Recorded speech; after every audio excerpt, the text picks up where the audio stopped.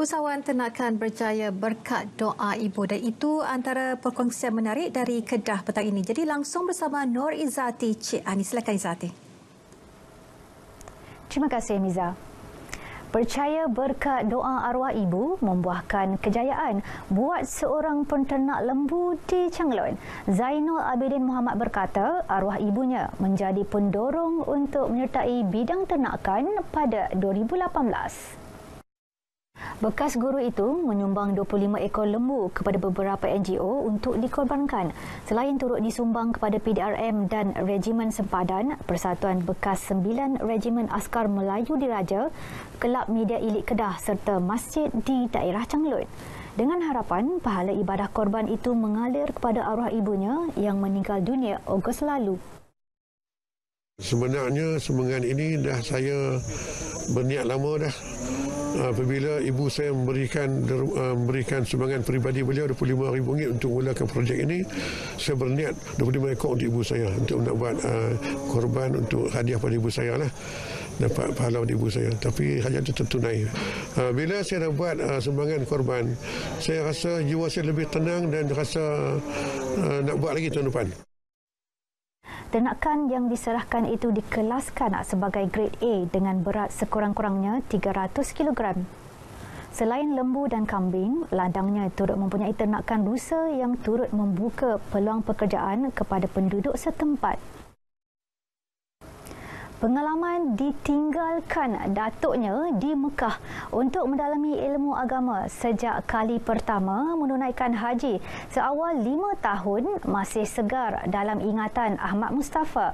Meskipun peristiwa itu sudah berlalu 74 tahun, sepanjang di sana beliau melihat sendiri transformasi perjalanan melaksanakan ibadah haji termasuk melibatkan jemaah Malaysia. Setiap detik perubahan itu dikumpulkan melalui koleksi gambar dan peta. Menurut anak kelahiran kampung Teluk Jawa Padang Hang Alustar itu, peristiwa itu banyak mencorakkan hidupnya. Beliau pernah menjadi pensyarah dalam bidang geografi di Universiti Ummul Al-Qura di Mekah selama 21 tahun sebelum kembali ke tanah air pada 1997. Mak dan abang dan pak penakan, mak penakan, kami bertolak satu family pergi ke Mekkatul Mukarramah, naik kapal laut dari Pulau Pinang sampai India, sampai Adan Yaman tu, lepas itu sampai Jeddah. Apabila kita sampai di Jeddah, kita bertolak ke Mekkatul Mukarramah. Dan disitulah mula hayat saya di sana, dari sekolah rendah sampai universiti. Lepas itu saya sambung pergi ke Mesir, lepas itu balik ke Mekkatul Mukarramah dan kerja di Mekkatul Mukarramah 21 tahun. Menurutnya, perbezaan besar lain ketika menunaikan haji adalah cara jenazah diuruskan sewaktu berwukuf. Ketika itu juga, umat Islam menunaikan haji selama kira-kira 4 bulan berbanding tempoh singkat pada waktu ini. Justeru, Ahmad menasihatkan jemaah untuk memanfaatkan sepenuhnya peluang beribadah dan elakkan perbuatan sia-sia. Tulang lembu yang dibuang, direndam dan dicampur dengan bahan buangan isi rumah lalu dijadikan baja. Itu antara hasil teknologi digunakan usahawan yang menghasilkan baja organik di SP Park Sungai Petani. Kawasan perniagaan ini yang berkonsepkan bandar kehijauan menggunakan sepenuhnya kaedah penanaman pokok buah-buahan dan herba secara semula jadi. Pengalaman Muhammad Khairul Yaakob mengikuti kursus pertanian dari Jepun, Belanda dan Thailand itu diaplikasikan bagi menghasilkan baja untuk memastikan tumbuh-tumbuhan rintang penyakit dan subur. Basically di sini kami membangunkan sustainable agriculture punya fertilizer lah, menggunakan bahan-bahan organik. Kebanyakan bahan yang kita pakai adalah bahan-bahan buangan. Contohnya macam ikan kita convert jadi fish emulsion. yang mana kaya dengan nitrogen untuk pertumbuhan pokok-pokok berdaun. Kita juga buat baja menggunakan kaedah mikroorganism, yang mana kita menggunakan 2 jenis mikrob yang sangat yang dipanggil beneficial microbe lah, macam EM, IM, indigenous microorganism, yang mana kita ambil daripada sumber pokok buluh yang natural dan sangat bermanfaat untuk tanah. Mikrob baik ini dia boleh bantu untuk suburkan tanah tanpa kita perlukan modal yang tinggi untuk beli.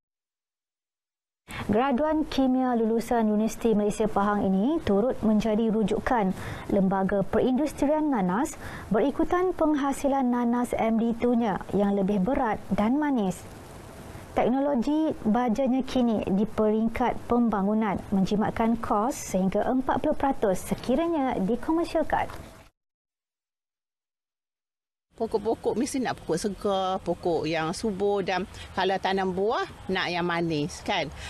Jadi teknologi baja ni lah Kak Nuri usahakan sekarang untuk nak membaiki taraf kehidupan kita melalui baja ni kan. Jadi Kak Nuri ajaklah, show lah daripada orang ramai, sama-sama bertanding di depan rumah sendiri pun, belakang rumah ke, dan di pejabat pun boleh bertanam sekarang kan. Sebab kita nak inflasi zaman hari ni, orang kata sayur mahal kan.